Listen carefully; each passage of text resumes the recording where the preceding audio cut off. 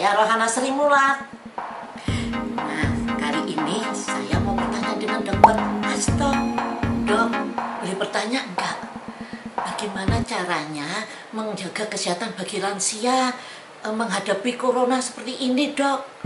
Virus.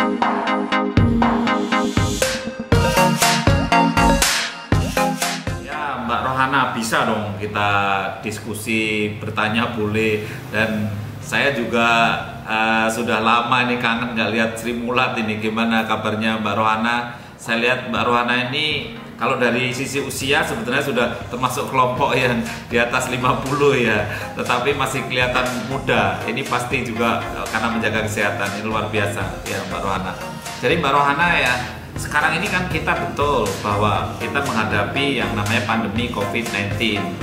Virus yang mudah menular, yang dulu biasanya virus itu hanya pada binatang, sekarang ternyata virusnya pandai ini, mengalami suatu perubahan yang namanya mutasi, kemudian akhirnya menular antar manusia. Maka cara menjaga kesehatan ini menjadi satu hal yang penting sekali. Yang pertama, secara institusi dalam tubuh kita sendiri dulu lah ya, sebelum kita dengan orang lain. Kita harus sehat, harus staminanya bagus ya. Setiap stamina bagus ini terutama untuk orang-orang yang lansia, ini penting sekali.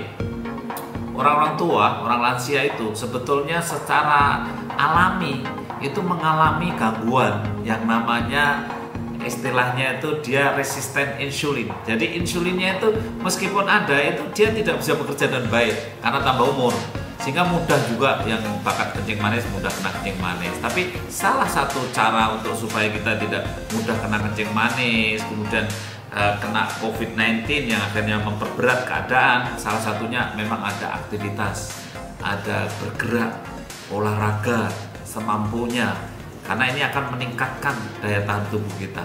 Kemudian yang kedua, supaya daya tubuh kita itu bagus juga, tentu jelas nutrisi yang seimbang. Ada protein itu ada protein hewani, ada protein nabati, kemudian juga ada kalori, karbohidrat, kemudian juga ada vitamin. Ini yang juga penting. Vitamin itu kalau kita mengkonsumsi vitamin ada vitamin C, vitamin B, kelebihan nggak apa-apa, karena vitamin C, vitamin B itu hanya dikeluarkan lewat kencing karena dia larut di air. Tapi kalau vitamin A, vitamin D, vitamin E, vitamin K itu kalau kelebihan memang nggak baik ya, sehingga kita harus ada takarannya. Inilah tadi ada olahraga, kemudian juga ada makan yang cukup, ada vitamin yang cukup, kemudian harus bergembira ini ya. Saya yakin kalau dengan pelawak Sri Mulat jadi sudah ketawa terus nih ya. Jadi pasti senang terus ini kan. Itu penting loh ketawa itu, karena meningkatkan daya tahan tubuh juga. Kalau kita bergembira itu kemudian dopamin kita itu naik ya. Kalau dopamin naik kita itu senang, gembira gitu. Makanya sering-sering lah kita mengembirakan hati, jangan bersedih, jangan stres itu, karena tubuh kita punya daya tahan tubuh yang luar biasa. Orang yang sakit mah misalkan begitu, itu kalau gembira sembuh loh. Maka ada toh kalau tanggal muda sembuh, tapi kalau tanggal tua sakit lagi, itu kan ada gitu ya. Karena secara psikis. Makanya menjaga daya tahan tubuh mulai dari secara psikis, kemudian nutrisi, kemudian juga olahraga nih ya, institusi dalam tubuh kita. Yang kedua, bagaimana lingkungan kita, dijaga kebersihannya. Ini bagus loh.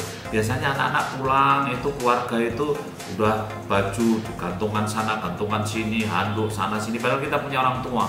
Orang tua kan rentan.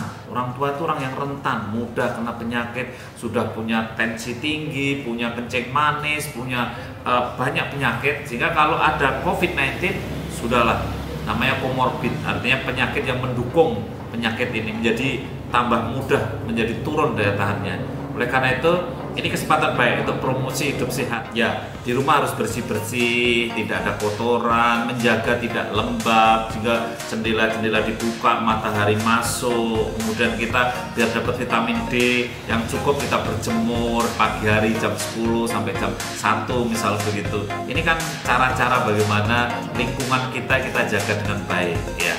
Kemudian setelah itu baru yang ketiga, interaksi antar kita tadi yang sudah sangat terkenal ya, fisik physical distancing gitu.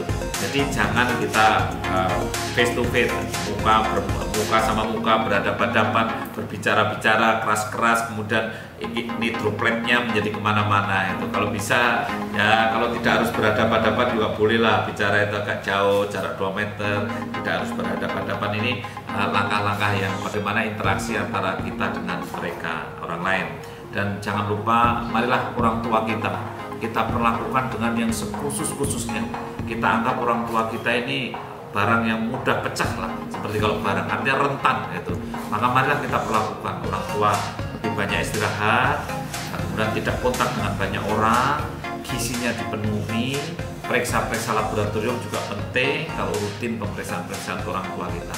Ingat bahwa lansia kita harus kita berdayakan agar kita produktif di dalam keluarga.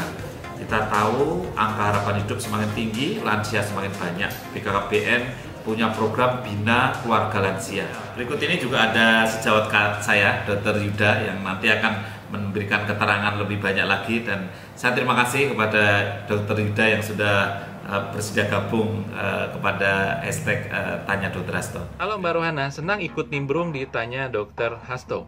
Ada 2 pertanyaan yang cukup menarik dan penting yang disampaikan oleh Mbak Rohana. Yang pertama adalah tips menjaga kesehatan lansia di tengah pandemi COVID. Saya sampaikan 4 tips sederhana.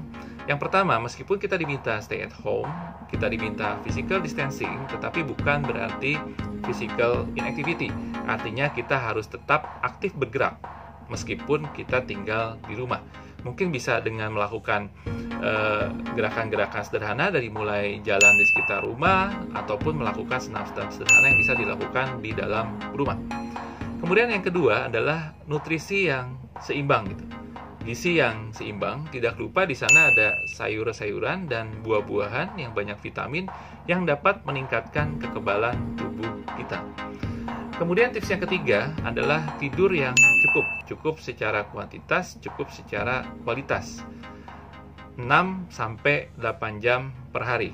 Tidur siang tidak dapat menggantikan waktu jam tidur malam. Kemudian tips yang keempat adalah tetap menjaga kebugaran psikis. Apa artinya? Artinya pikiran kita harus tetap berpikir positif dan tetap optimis meskipun di tengah pandemi COVID. Nah, satu lagi nih dok. Maaf ya, bawel. Saya ada pertanyaan dok. Dok, bagaimana caranya menyikapi berita-berita yang ada di media sosial tentang corona yang nakutin itu loh? Aduh. Kemudian pertanyaan kedua adalah mengenai bagaimana sih mengantisipasi atau menjaga mengenai banyaknya berita-berita hoax yang ada di media sosial. Ada 2 tips sederhana. Yang pertama adalah setiap berita kita harus mengetahui sumber beritanya dan kita harus selalu melakukan cek dan recheck. Kemudian tips yang kedua adalah di tengah pandemi COVID tentunya banyak berita-berita yang negatif yang membawa kecemasan kepada para lansia. Misalnya kematian akibat COVID yang semakin meninggi, angka kesakitan yang semakin meninggi. Tentunya berita-berita negatif ini harus dibatasi setiap harinya begitu. Kita mungkin maksimal hanya 20-30 menit untuk melihat berita perkembangan pandemi corona, tetapi sisanya harus selalu dilihat berita-berita yang positif agar pikiran kita pun ikut menjadi positif dan optimis. Nah, itu mungkin 2 jawaban dari saya untuk pertanyaan Mbak Rohana. Dan akhir kata mungkin tidak lupa saya sering mengingatkan berulang-ulang stay at home, kemudian sering cuci tangan, dan kalau terpaksa keluar rumah jangan lupa untuk gunakan masker. Saya Dr. Yuda Turana dan senang ikut bergabung pada Tanya Dr. Hasto.